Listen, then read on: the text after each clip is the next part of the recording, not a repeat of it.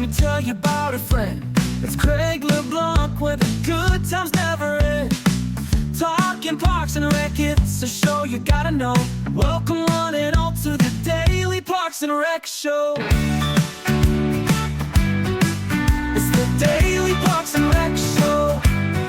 If you want to be someone that makes people happy, that gives access to people to enjoy themselves or create play, Parks and Rec is the way to go. It's life of service, but the value you bring to these people's, to everyone's lives that use our facilities, our parks, our trails is just invaluable. If you want to bring a good quality, if you want to improve the quality of life for the people you live with and work with, Parks and Rec is the way to go. Welcome back to the Daily Parks and Rec Show Leadership Series. Today we're sitting down with Marcus Gallegos from Louisville, Texas, a city that's making waves in the Dallas-Fort Worth area.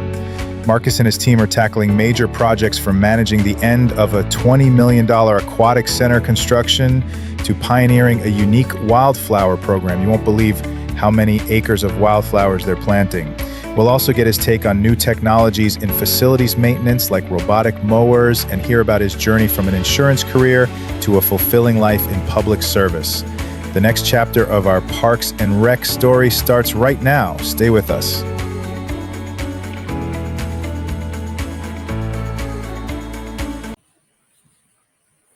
All right, we are live again. Monday, another great week with the Daily Parks and Rec Show. This is Craig LeBlanc, the doorman, your host, and I have a special guest from Lewisville, Texas, part of the Dallas, Texas chaos. It's one of those tiny 141,000 person cities in that big area. But before we get started, I do want to play our thank you video again to everyone that's been on the show across 200 episodes. We're a quarter of the way on our way to our 300th episode. And so we'll play this as a big thank you. And then I want to talk a little bit about our strategic partners that have been helping us out a lot. So let's go ahead and play this and we'll come right back.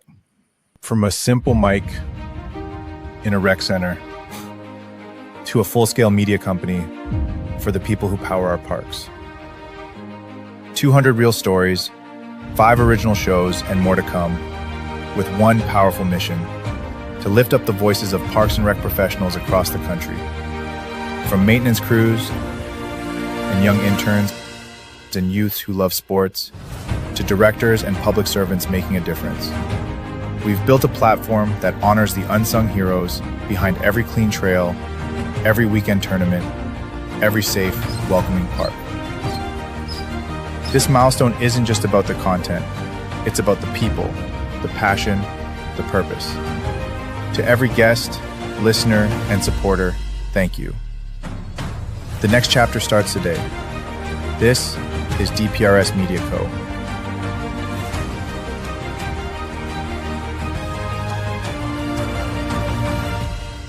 Media for public service.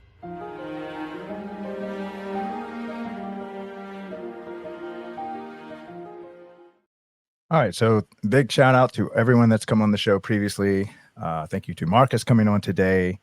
And just to let everyone know, this is not just a podcast. This is not just a YouTube channel or just a single standalone show.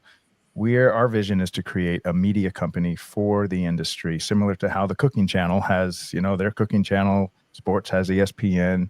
Politics has all kinds of channels.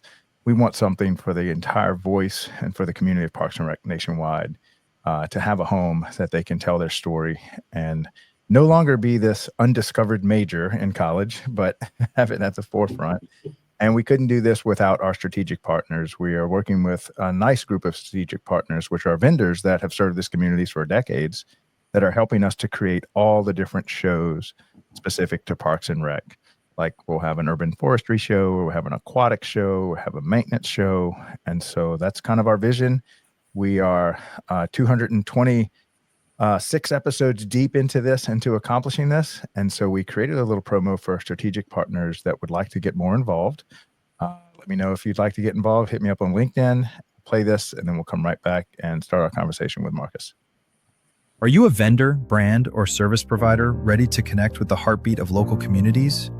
At DPRS Media Co., we tell the stories shaping parks and recreation across America. Through podcasts, live streams, videos, and newsletters, we reach frontline leaders, city directors, and decision makers every single week. From youth sports and facilities to programming and policy, our audience is your audience. Sponsoring or partnering with DPRS Media Co. puts your brand in front of the professionals who build, budget, and buy for their communities. Launching a new product, growing your presence in public spaces, targeting cities, counties, or departments, DPRS is your trusted media partner. Whether you're in software, turf, aquatics, robotics, smart cities, or special events, partnering with DPRS puts your brand in the story. With commercials, interviews, social campaigns, newsletters, and live shows, we're your media team. Partner with us and grow your impact in the $200 billion parks and rec industry. DPRS Media Co. Stories that move parks and rec forward. Your audience is here. Let's meet them.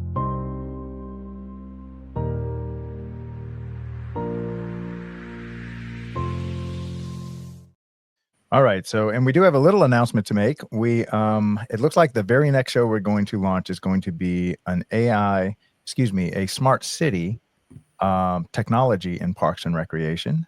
We have two very good vendors that are pretty much right there. We're already designing the logos and all that kind of stuff. So that will be launching. I think it's going to be a weekly show on Wednesdays. We don't know which Wednesday yet, whether it's first Wednesday or third Wednesday. So we're kind of working all that out. But let's go ahead and talk to Marcus. So tell us how you got into parks and recreation. Did you grow up in parks and rec, or did you discover this later in life? Kind of both. So I grew up as a park and rec kid. We had it was called Westside Community Center as when I was growing up. Went to it a lot. That's where all my summers were. They take us swimming every once in a while. Learned how to play pool, those kind of things. It was my summer break every year. So I really enjoyed that. But as I got older, got into my career, I actually was an insurance agent growing up. That was my first career. Who'd you sell for? Was it like car insurance, life insurance? Yeah, auto, home, life. Yeah. My wife and I, we built the practice for about 15 years. Oh, wow. Yeah. So, I mean, it was really good. It was good to us. We made a lot of money, that kind of stuff, but it wasn't fulfilling us, that, for sure. And so we're at a point where we had to decide, are we going to go all in and, make this the rest of our career and double down on it, or do we want to pivot and do something else? And what were some of the kind of unfulfilling, because I noticed so many other industries, things we can commit our life to bring in, put food on the table.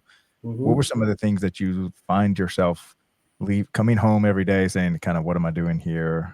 Kind of paint a better picture for us. Yeah. It was just, I'd go to work and that was it. It wasn't fulfilling. The early part of my career where I thought I was helping people, and I was. Mm-hmm. But later on, the industry kind of shifted to where we're just pencil takers. We were just, write an order and write it up. And that was it. It was more about sales and making the company money and us money than actually helping people. And so, and that's just not who I am. That's not who I was about. I've always been a servant leader, I know it gets overused sometimes, but I've always wanted to serve everybody, and I didn't feel, both of us didn't feel we're doing that anymore. So we thought, let's make a change then, let's do something we want to do that fulfills us. So my wife, she was a teacher, and so she went back into teaching, and she loves it still. She's still teaching to this day. And I went back to school, and that's where I learned, and I got in Parks and Rec. I started working for the University of New Mexico, running one of their branch campuses, recreation centers. And that's where I got my taste. And I'm like, hey, I kind of like this. This is fun. I'm enjoying what I'm doing, programming. I was teaching classes, and I'm like, that's where I really got my first taste of it, And so I guess that's where I really started falling in love with it. Yeah. And I got my first opportunity in a leadership position with the city of Roswell, New Mexico. Ah, okay. Now, when you got your degree, what did you get your degree in, or what did you go back to school for? Yeah, I got my degree in exercise science, and I got a master's degree in sports administration Mm. at the University of New Mexico. And has that kind of served you well, the master's and the undergrad?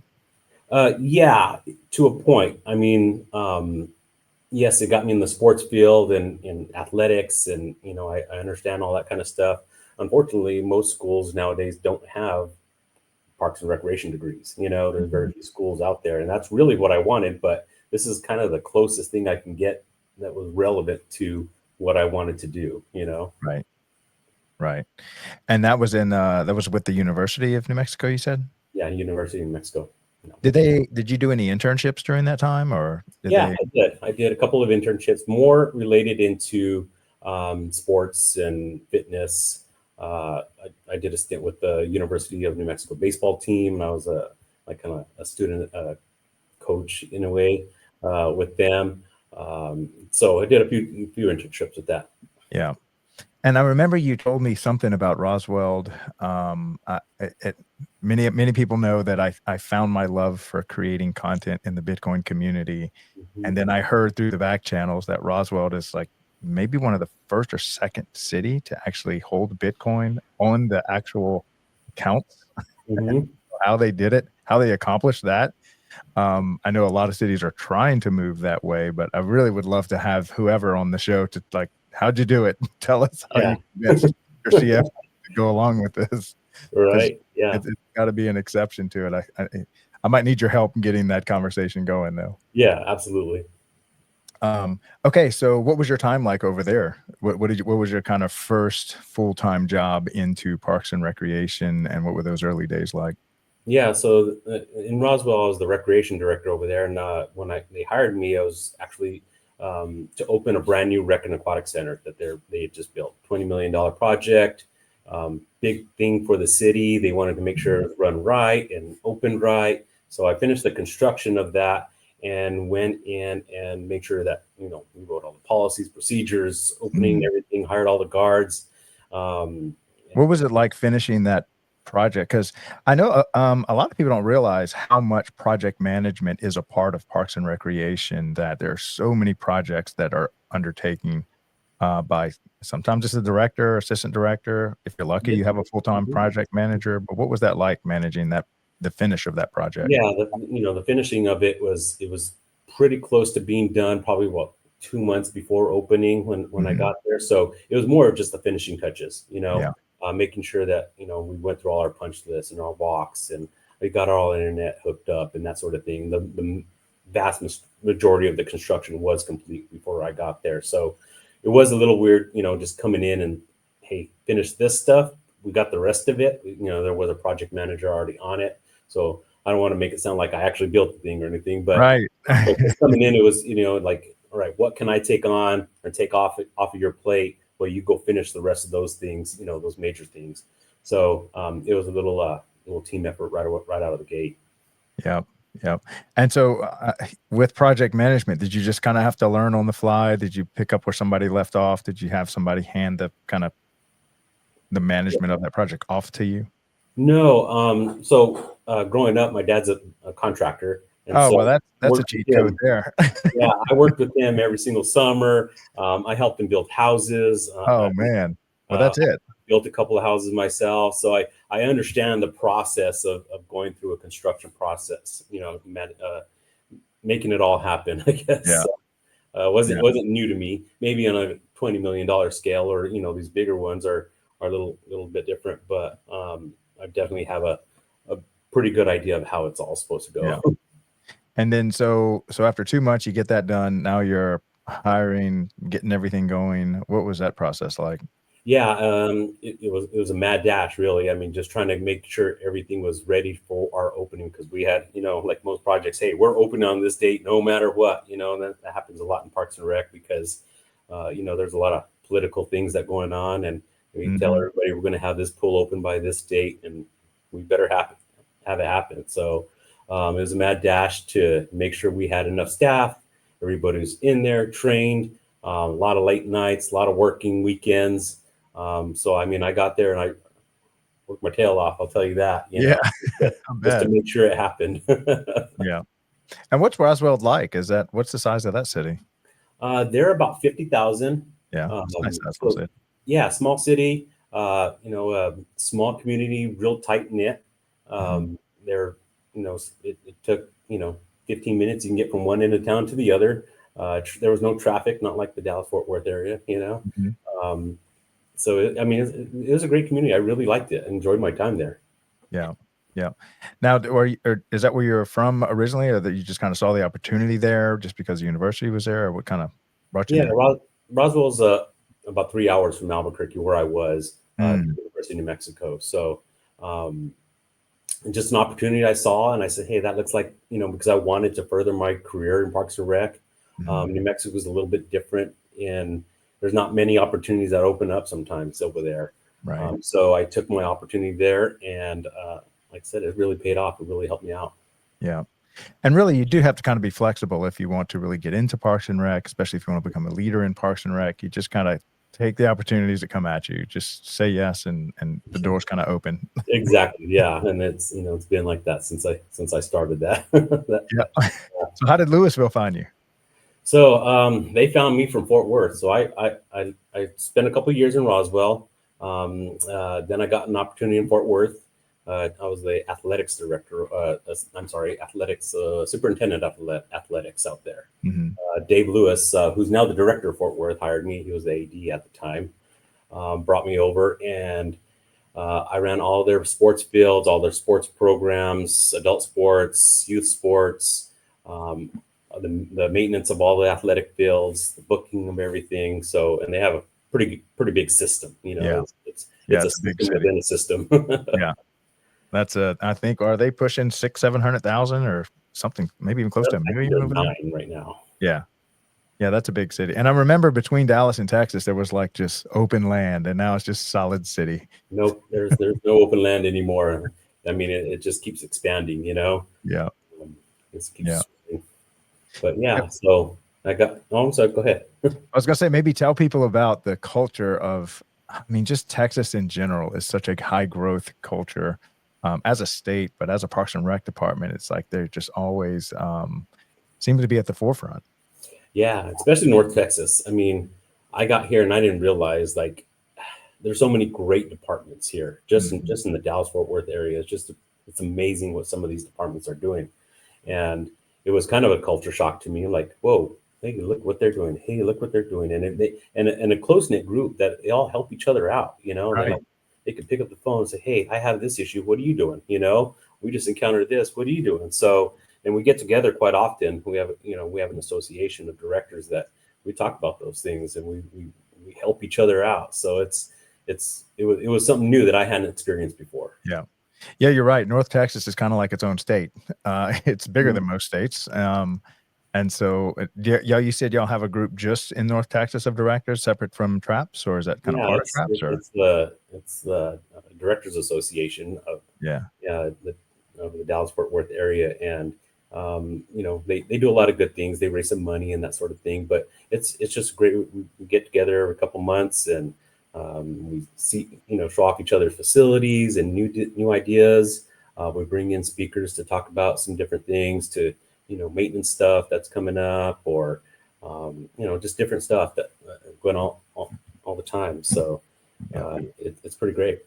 Now, does it have its own association, its own Mhm. leadership, or is it, Yeah, it's how the does it work? DFW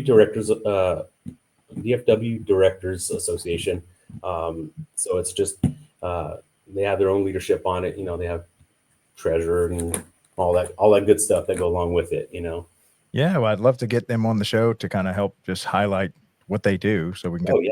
get the Mhm. word out, and maybe, I know a lot of other areas may want to do something similar so that they can. I know the states do their thing as well, Mhm. but sometimes you just need something for a big local group like y'all have. Yeah, yeah. I mean, we have traps here, and then we even have a northern division of traps that we get together quite often and do our own thing. But I mean, it's crazy.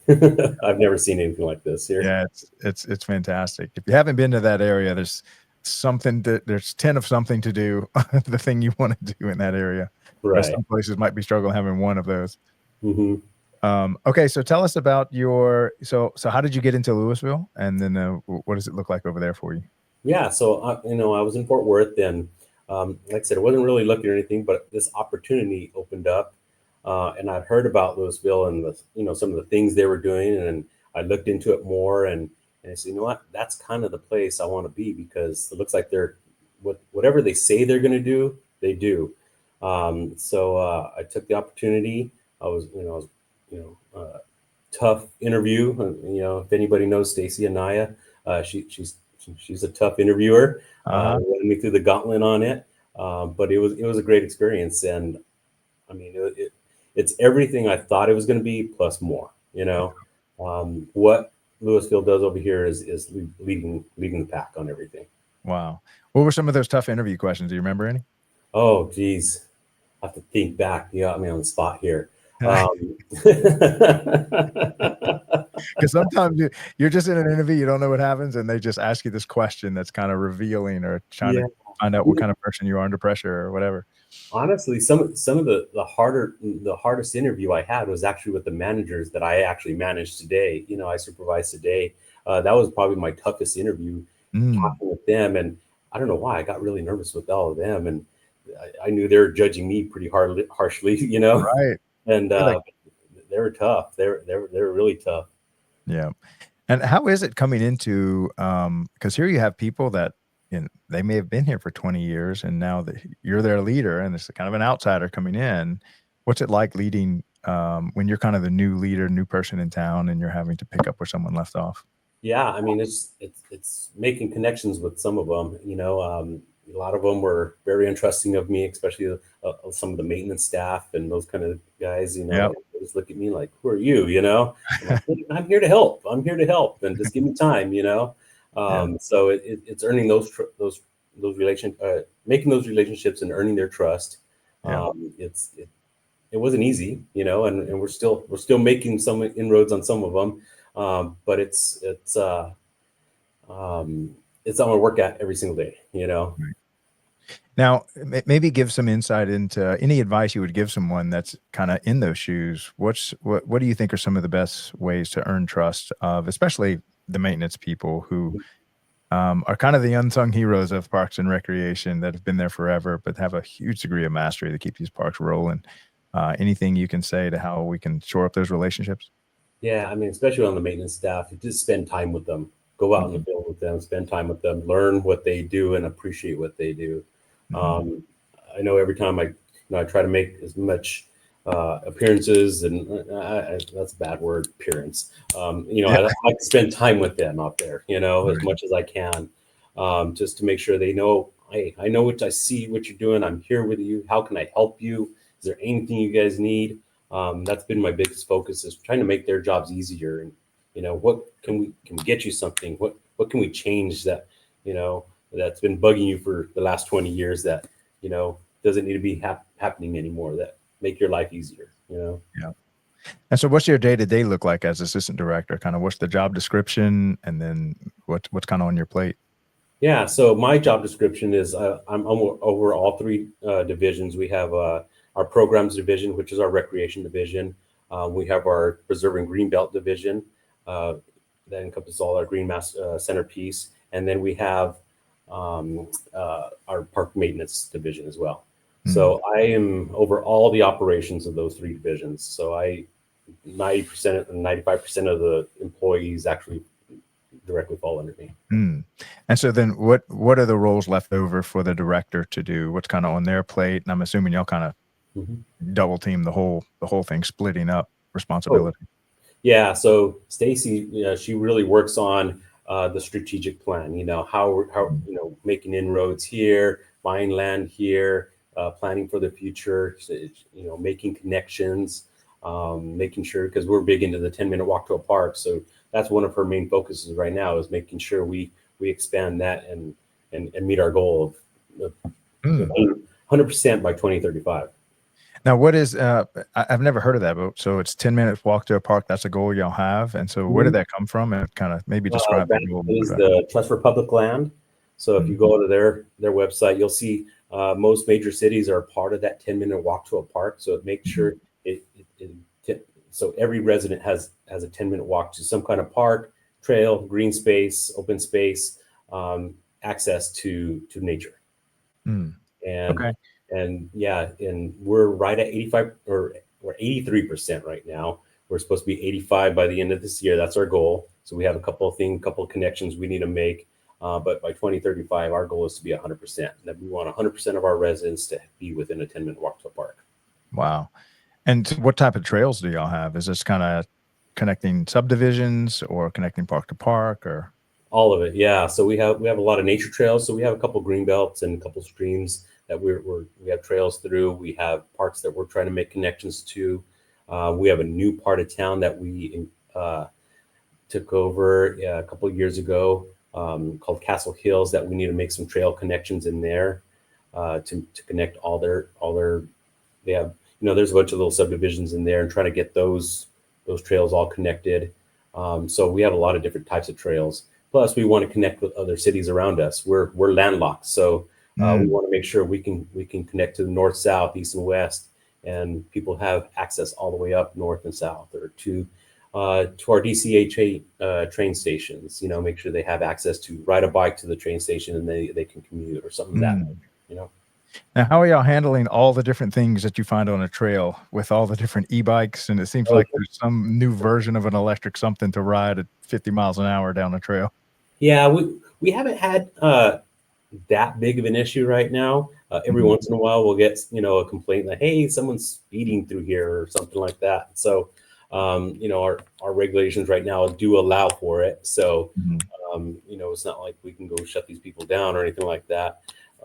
But it hasn't been a big problem where we're at right now. Yeah. Yeah, it really seems like these trails with all this new electrification of scooters and such are becoming how people get to work. I mean, they're almost, this is their car. And because of the trails y'all have and how developed they are, this is a, I don't know, to me, somewhat of a great way to travel, I think. It is. And then, when we make sure our trails are all wide enough and they're safe and they're accessible, and, as long as we do that, I think we'll be all right. Yeah. Now, do you participate in any of the master planning, and what does that look like for y'all? When's y'all's most recent master plan, and what are y'all's vision for the next one? Yeah, in 2023, we adopted our healthy infrastructure plan. It's our master plan, but it also takes an equity look at everything we do as well. So if we need to update a park, we have several parks we need to do updates. We also put an equity factor in there to make sure we're not just putting money into a nicer neighborhood, but we make sure we're equitably splitting the funds to everybody. Right. Yeah, because essentially what you'll have is maybe some poor neighborhoods that can't really afford some of the things that y'all offer, and you want to make sure that you don't leave big chunks of your population out. Yeah, and that goes a lot back to the 10-minute walk of the park, where we know exactly the areas that we have, like either park deserts, or we're really lacking some infrastructure there. So we make sure we focus on those areas to make sure that everyone has a nice place to play. That's a new term I haven't heard before. Let me type that one down. A park desert. And I'm assuming, what does that mean for you? Can you define that a little more? Yeah, park desert is where someone does not have a park close to them at all. They don't have access to a park. It's either it doesn't exist, or it's more than a 10-minute walk to a park. It could be a 15-minute walk. If someone's doesn't have access, they could walk out their door and get to a green space within 10 minutes. That means there's a park desert there. Yeah.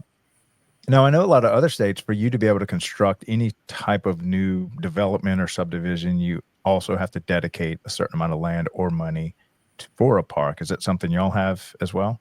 Yeah, that's part of our strategic plan right now, and looking forward is finding where land is. Again, we're landlocked, and we're nearly built out, so it makes it really challenging to find places.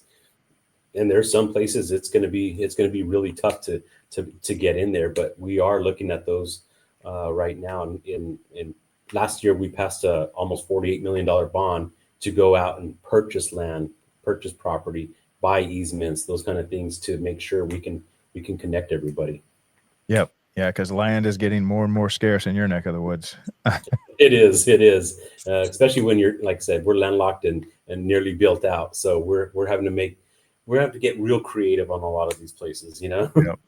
Yeah, and I know when I would drive through that area, you just see just solid development, and then you'd see like 1,000 acres of cattle ranch. The guy's just not selling.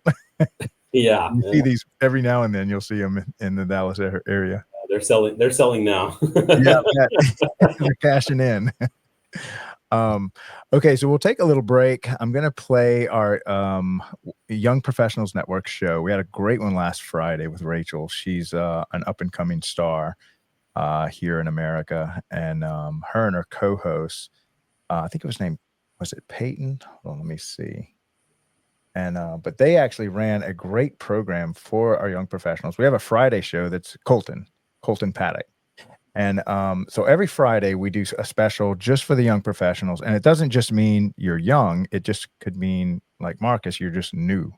You get a career change. It's your first 1 to 5 years. And so we have a show dedicated to that. So if you're a young professional, if you're a professor that teaches young professionals, or if you have a really solid internship program, which do y'all have an internship program for interns to come work in Lewisville?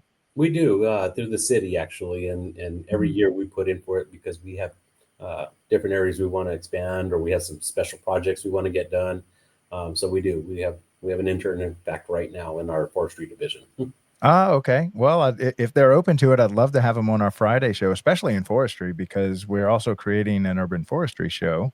And that is a whole new, I did not realize that urban forestry was a department within Parks and Recreation, but it's its own animal.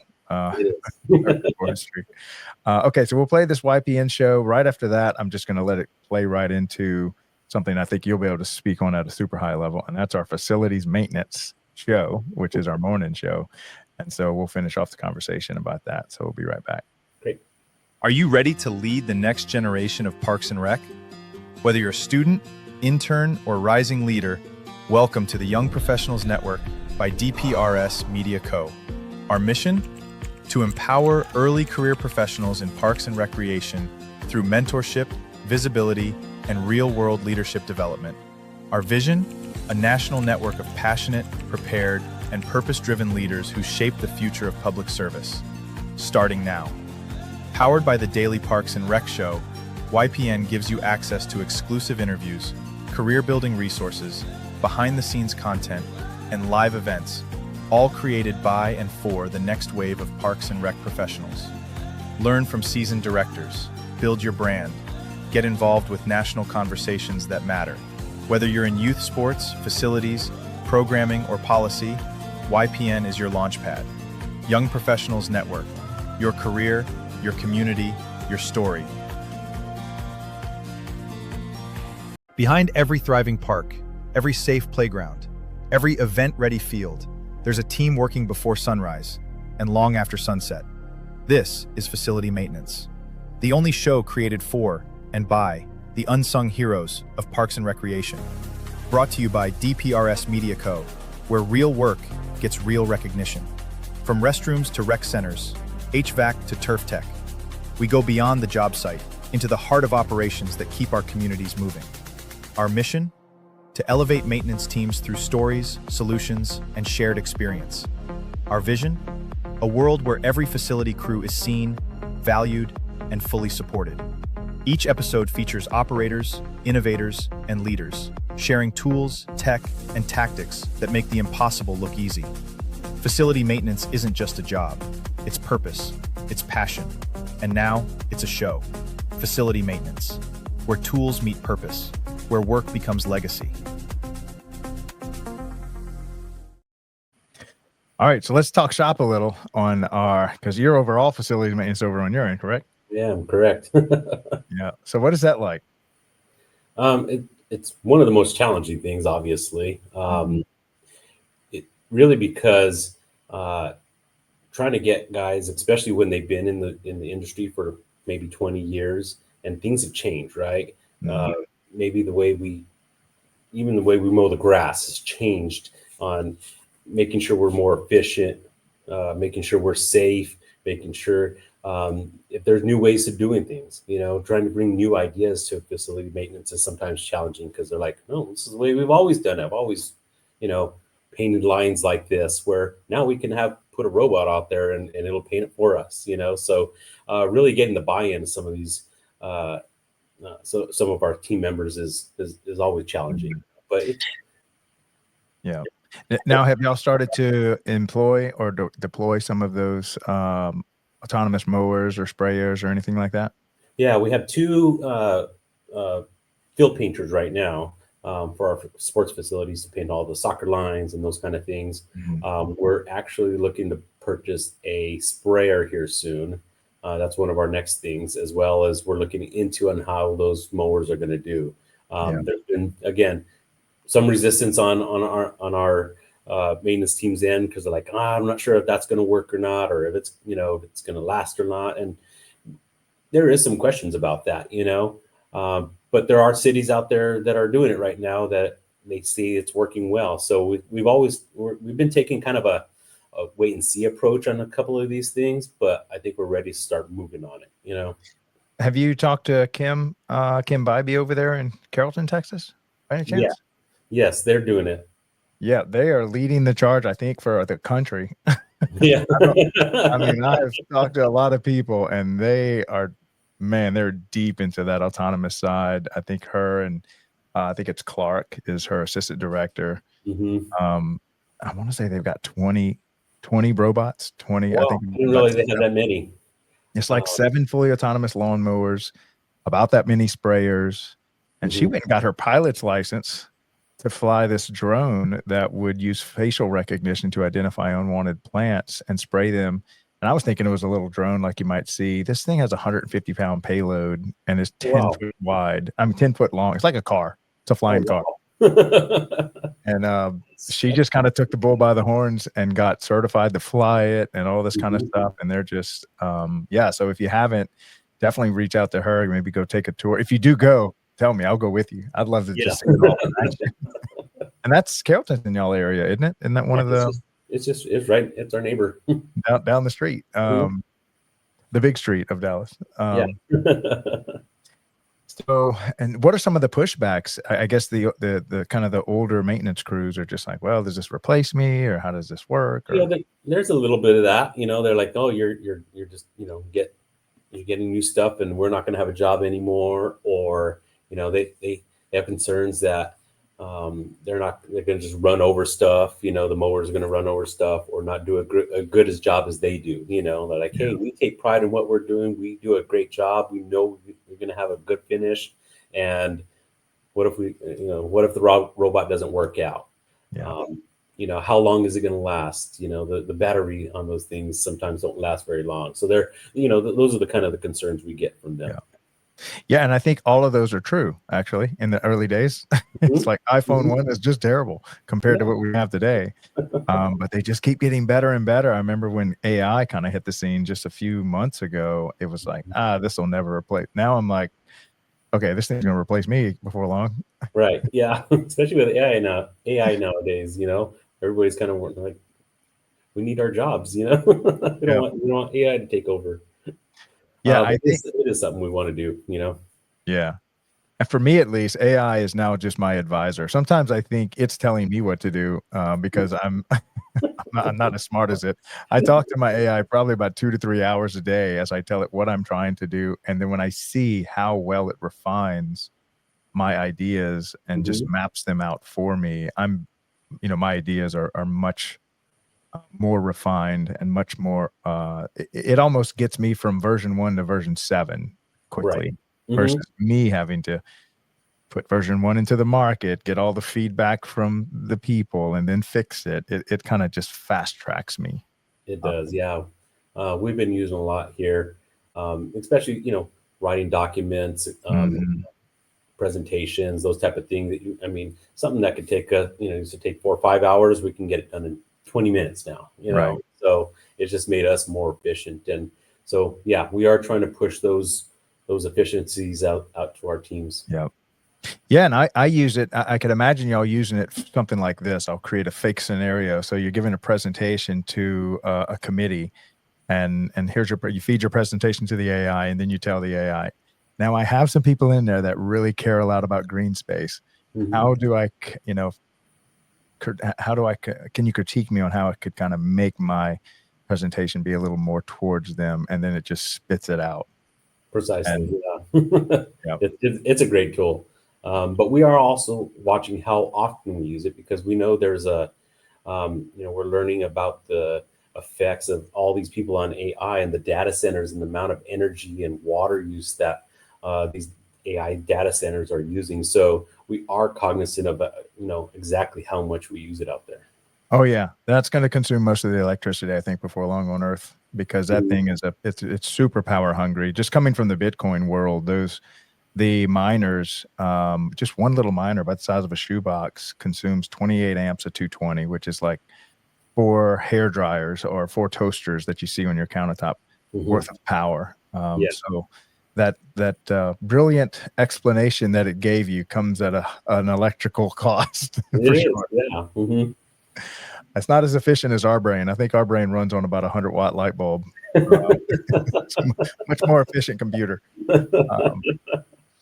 Okay, so I've wanted to talk about this. To me, this is one of the greatest things. If you've ever driven through Texas and you see these beautiful wildflowers on side the interstate, that is not by accident. There is someone like Marcus over there that's making it happen, and I think they do a good job. So maybe just kind of give us a brief explanation of what that is, and then we can go into the details. Yeah. So, I mean, our wildflower program over here is one of our pride and joy. Yeah. It started out as just a small plot to see how it does. And, if we can, our thought is, could this help us reduce our mowing costs? Because we have all these big medians to mow and right of ways, those type of things, jug handles off the freeways. And it costs us a lot of money to mow those things every week for the whole summer. And so how can we, one, make it more sustainable? So we're using, less tractors out and lawnmowers out there. We're not having to water anything. We're not having to spray anything, all those kind of things. So we started off with a small plot, see how it did. And it did pretty well. It started, took some time. It takes a couple of years for it to really get going. But once it does, it's phenomenal. And then this past year, I mean, we're up over 70 acres. And I think this next year will probably be close to 100 acres of wildflowers.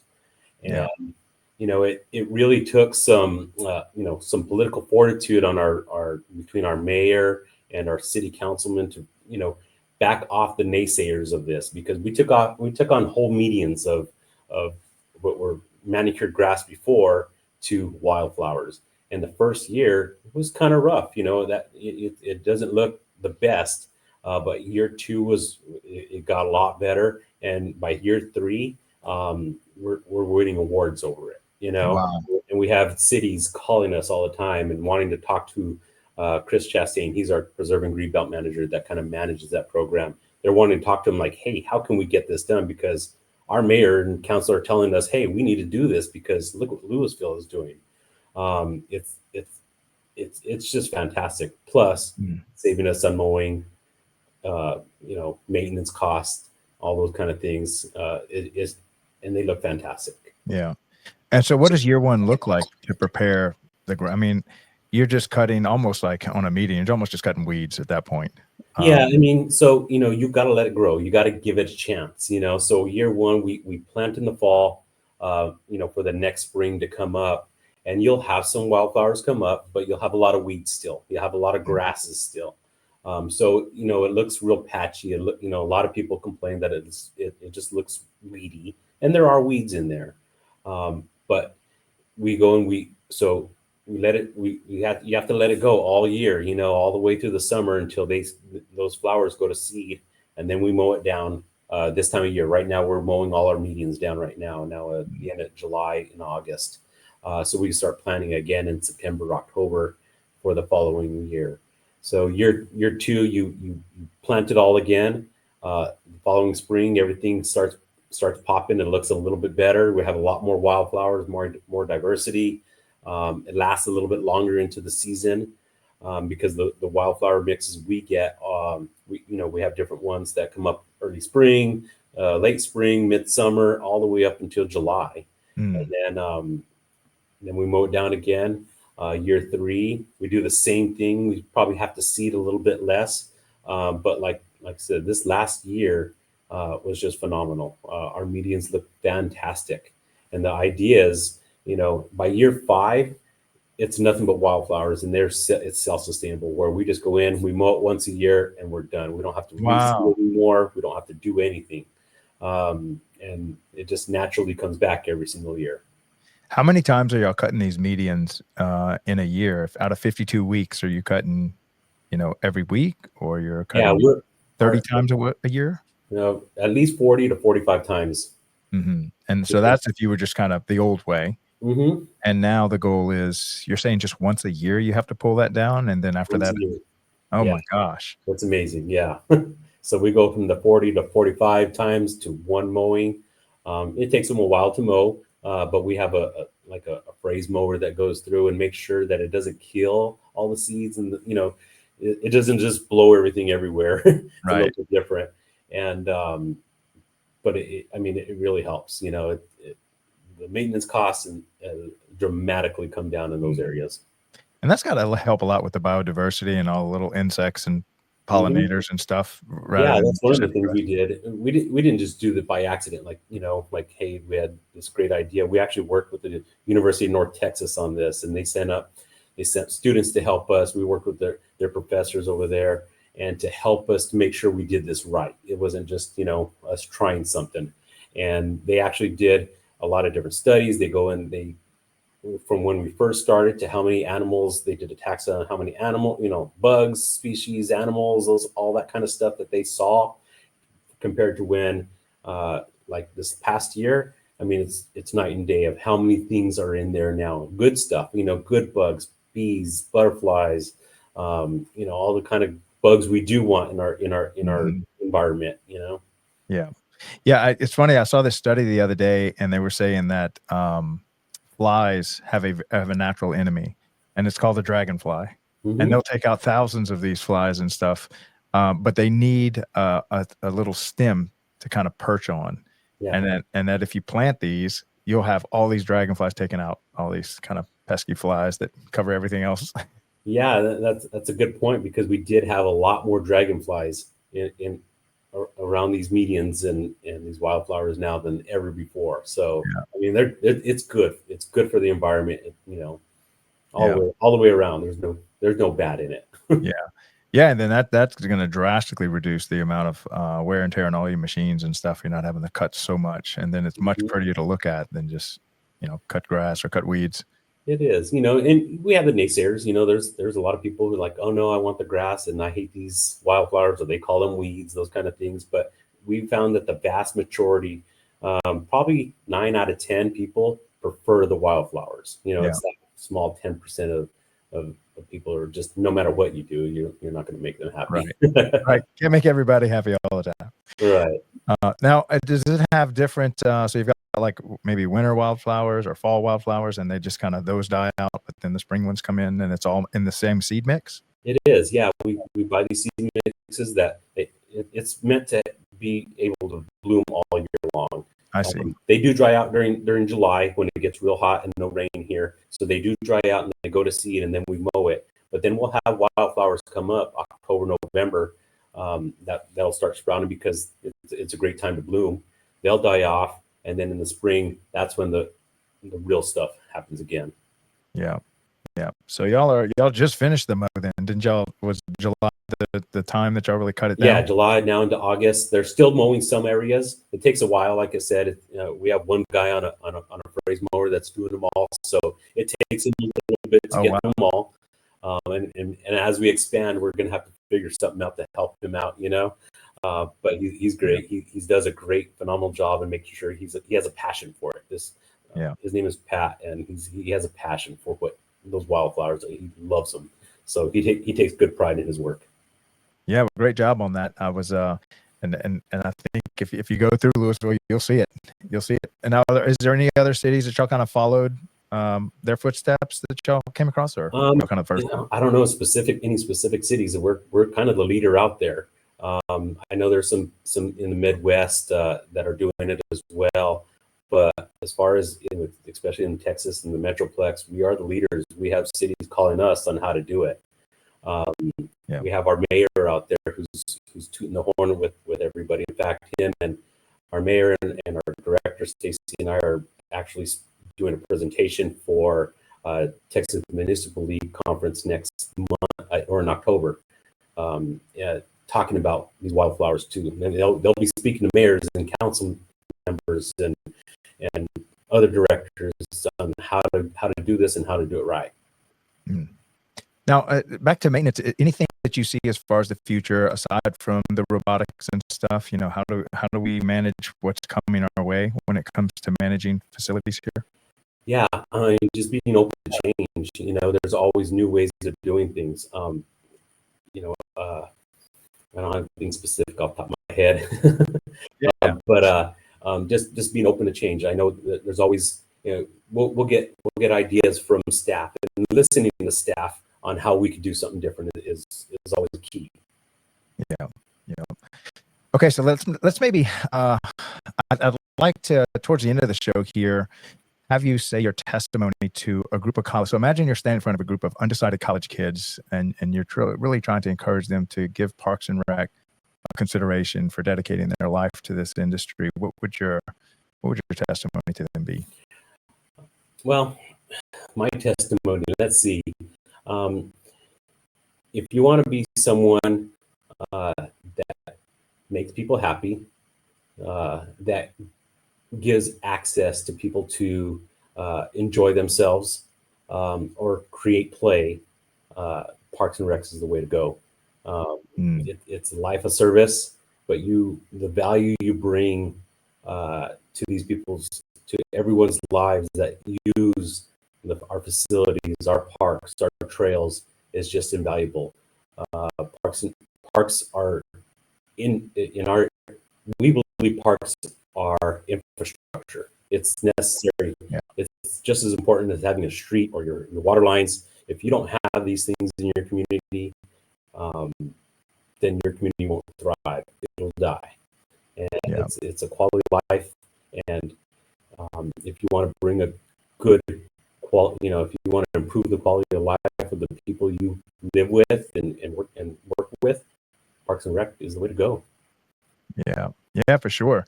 And now looking back on those insurance days where you're putting in hard days, you're working hard, you're working hard here. It's not like Parks and Rec is easy, but what's the difference? Looking back on the maybe the difference you're making when you're coming home from a hard day's work in insurance versus a hard day's work over here. Yeah, I mean, I just know that I'm every day I'm here, I'm making a difference in someone's life. It could be a small difference, a kid playing on the swing for the first time, or going to a park for a first time or something like that, or someone having a hard day and they take a long walk on the trail. It's a way to, I know we're making a difference. Before I didn't know that I was making that difference that I needed to make, and now I know, even though like I said, you have those hard days where like I'm not sure I can do this anymore, but when you think about it, like it's all worth it. It's definitely all worth it. Yeah, definitely. Okay, so I have a question from a previous guest. Okay. If you had an unlimited budget for one project that you could bring to your city, what would it be and why? Ooh, good question. Unlimited money? Unlimited budget for budget. Oh, I mean, I would ensure that we had a 10-minute walk to a park for every resident in our city. Buy every piece of land, every trail connection. I could, to make sure every single person had a 10-minute walk to a park. Yeah, I think that's critical, because sometimes we have great infrastructure and we have great stuff, but if your community can't get to it, then they don't get to see the benefits of it. Anything to be said on how we're just so plugged into the screen time, how important. And I don't know if you've seen any of the studies of what it does for a person to get out and be among nature and just move their body and stuff. But I just think, parks are even more important now that we have all this screen time in front of us. Yeah, I mean, it's critical for the development. Kids can't just be looking at screens anymore and grow. They have to be out. They have to explore. They have to, touch things and play with things and play in the mud and play in the sand and make friends and have imagination out there. That's going to help their development more than any kind of screen will ever do. Yeah, absolutely. Now, what do y'all do for special events in Lewisville? So we have a special events team that doesn't fall under our our purview. But we have smaller special events for, Thrive is our big recreation center, and they do a lot of our smaller special events there. We do participate in the cities. We are active participants in those. And some of our big ones are like Western Days that is coming up now in September. It's a 2-day event. We have Color Palooza in the spring. That's great. But our What is small that? What's Color Palooza? I haven't heard of that. Palooza, yeah, that's a great event. It's a 1-day thing. All of our Old Town area is decorated in. All our trees are like have like this yarn wrap, different colors, and they decorate the trees. We have chalk art contests on the front steps of City Hall. There's music, there's dancing, different things from different cultures doing part of the festival. Just a great. There's vendors, but it's something Lewisville put together several years ago, and it's thriving. Fantastic. Now, lastly, tell us about traps and your involvement in it, and just how important the state associations have been to you, and why is it useful for you to stay involved in that? One is making the connections. Being new to Texas, I don't have the network here that I did in New Mexico, and so I'm making those connections, and it's vast because Texas is so big, especially in the North Texas area. I use it to network and meet people and learn about what they're doing, and making myself available for if they ever need anything. But also learning on the things that are coming up. Is there new trends that we need to be aware of? Is there some pending legislation that we need to be aware of, and how it's going to impact us? So we use traps and to make sure we stay on top of all that stuff, and it's extremely important that we network. Yeah. Now, long term, where do you see yourself going in the Parks and Rec industry? Where would you like to be? Yeah. Looking far down the road. Yeah, I want to be here in Lewisville. Yeah. This is my home. I love it over here. I want to stay here. I don't want to be anywhere else. I love it. And I've actually interviewed a lot of people where their dream was to come back to their hometown, and then they just want to die here. You just want to be in the Parks and Rec department, and it's serving their local community that they grew up in is just such a pleasure, and they have so much fulfillment in staying there. Yeah, no, Lewisville is. I mean, I've learned to grow, love this community. It's very, very different from all the surrounding communities around here. It has its own identity, and I fit in really, really well here. Yeah. Fantastic. Well, Marcus, thank you so much for coming on the show today and sharing your story and sharing so much about these planting flowers and these greenways and these wildflowers. I think that's such an exceptional example that you're setting, and it's not just efficient, but it's also gorgeous. Yeah, thank you for having me. I really appreciate the opportunity to get talk about us and talk about Lewisville, because it's a great place to be. Yeah, fantastic. We're all doing a great job over there. Appreciate Keep it going. All right. Take care, Marcus. Thank you. Bye. All right. So that was Marcus over there in Lewisville, Texas. A lot of great stuff happening in a lot of the Texas communities. They really take Parks and Rec to a whole nother level.